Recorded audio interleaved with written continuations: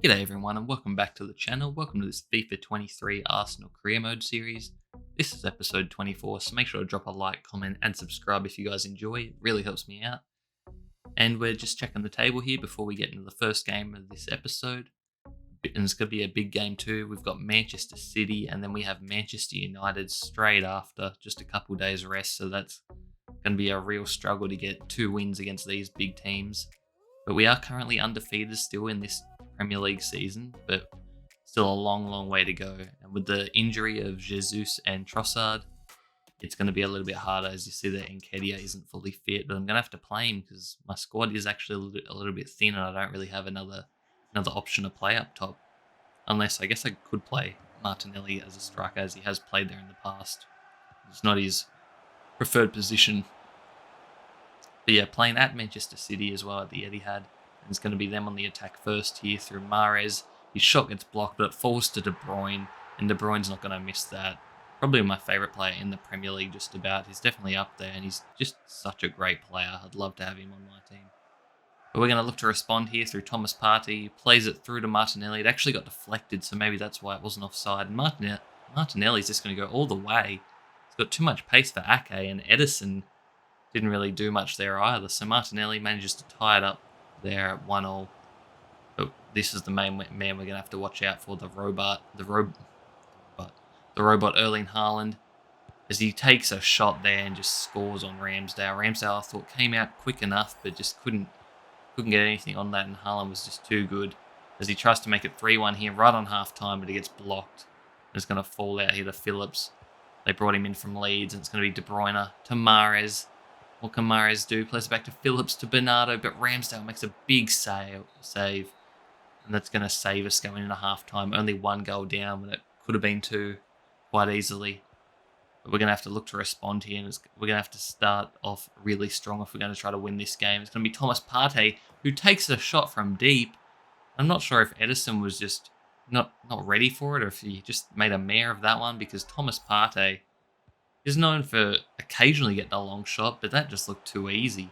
Manchester City are going to look to try to take the lead again for the 3rd time this game, but Ramsdale comes up with a big save again on Bernardo Silva. And it's going to be Ben White out wide, and Ben White's going to go all the way. Will he cross it? No, he goes himself, and he hits it across the keeper and puts us in front. And the celebration here, imagine if that was done in real life. I don't think he'd live to tell the tale. But we score again.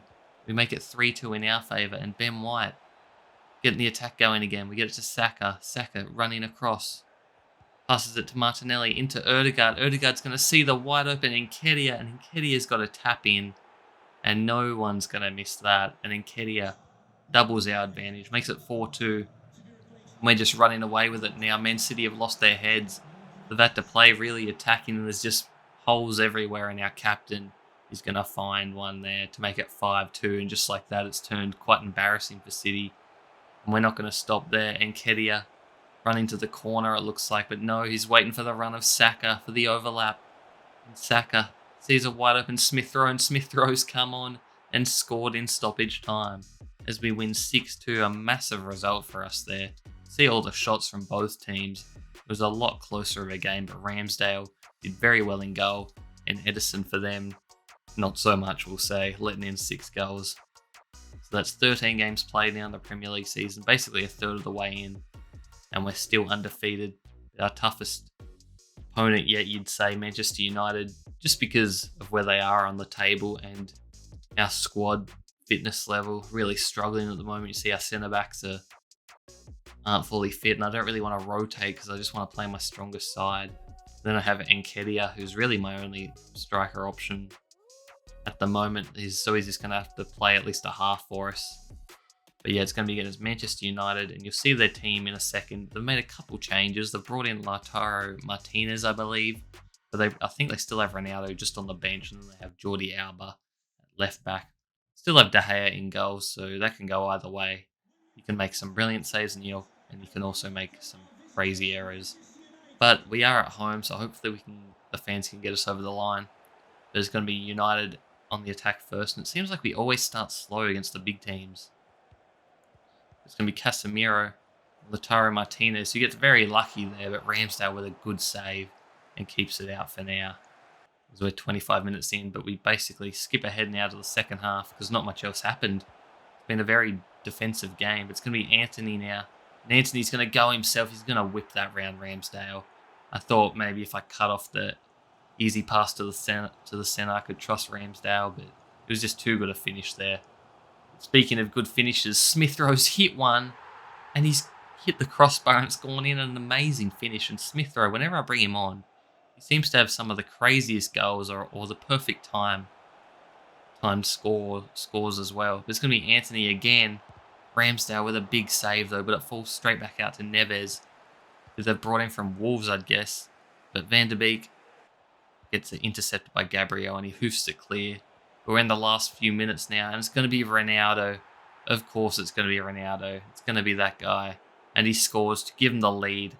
And this could be our first loss of the season. Undefeated no more. Invincible season out the window. And that's going to hurt a bit. And it is going to end up 2-1. Pretty low shot game, low scoring game. Possibly could have done a bit better, but it's a tough ask playing City 3 days before that game. And then trying to get another 3 points. But we're going to have to look to respond here against Fulham.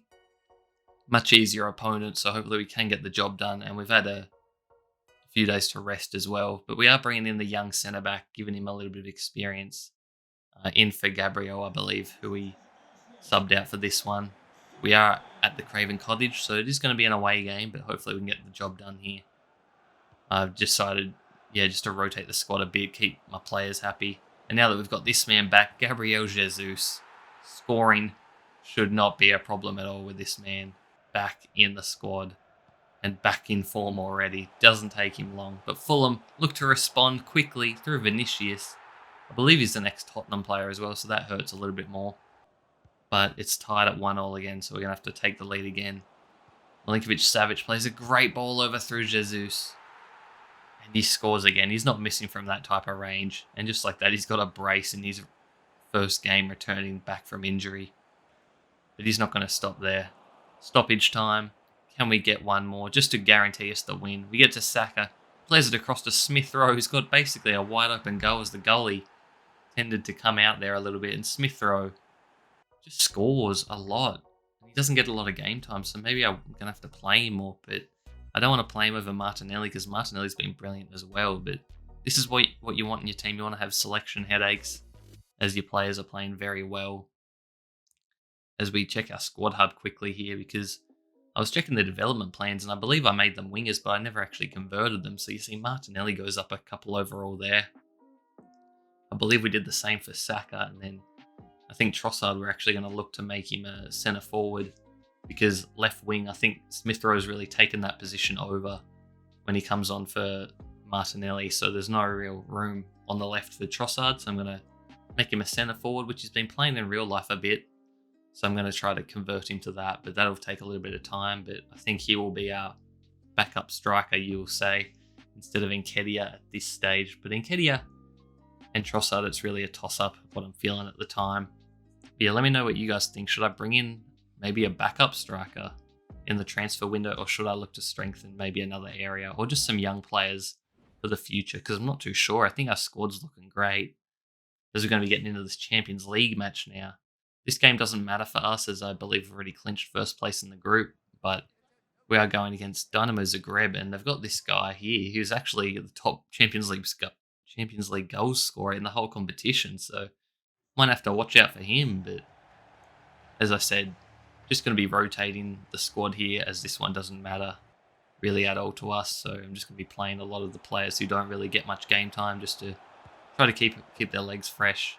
And that's why I don't play him that often. As you see there, Matt Turner, the American goalkeeper, absolutely making a blunder there.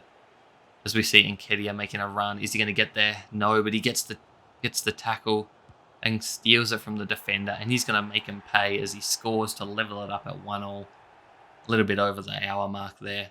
Now we're looking for a winner. Zinchenko to Xhaka. Finds Musa, and Musa's going to shoot.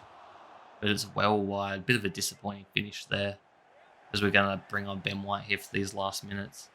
From this goal kick, you're going to see something which rarely happens. They're going to pass it short, and Nketiah is going to get there. And And he's going to get there just before the keeper, and he's going to chip the keeper, and he's going to put us up 2-1. What a finish from Eddie Nketiah.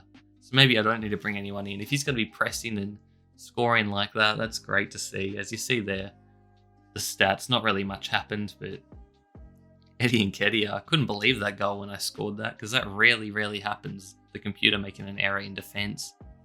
And that's going to be it for the Champions League group stage, as we're going to be getting back into the Premier League with the last game of the episode, up against Aston Villa. I believe Unai Emery is not the manager on the game, because by the time I started this save, I think it was Gerrard is the manager.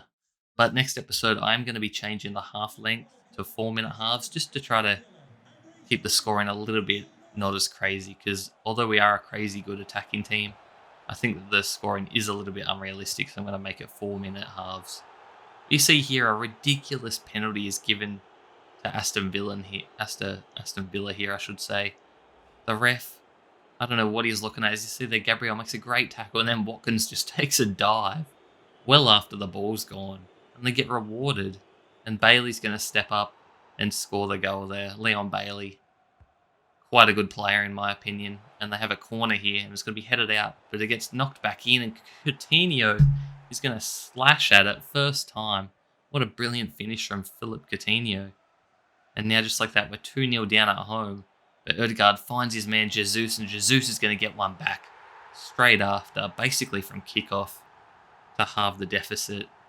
And Gabriel Jesus probably on track to win his second Golden Boot in as many seasons. But Aston Villa, that is one of the craziest and best passes I've ever seen. I believe that's Bailey who gets his second there. But I don't even call Ramsdale out. He was just off his line a little bit. Just like that, it's 3-1. But Declan Rice is going to score here for us. And he's going to run and get the ball, because he knows this game means a lot, as we need to cement our place top of the league, as we're only down by 1 goal now. And it's going to be Jesus who hits it across the keeper with immense power, and it's just too much. The ex-Arsenal goalie Martinez, and Jesus scores again and makes it 3-0. Yeah, a lot of goals in this one, especially in that first half. And we're still early on the second half here. It's going to be Jesus again on his left, hits the post, and it falls to Martinez. But that would have been a brilliant goal there.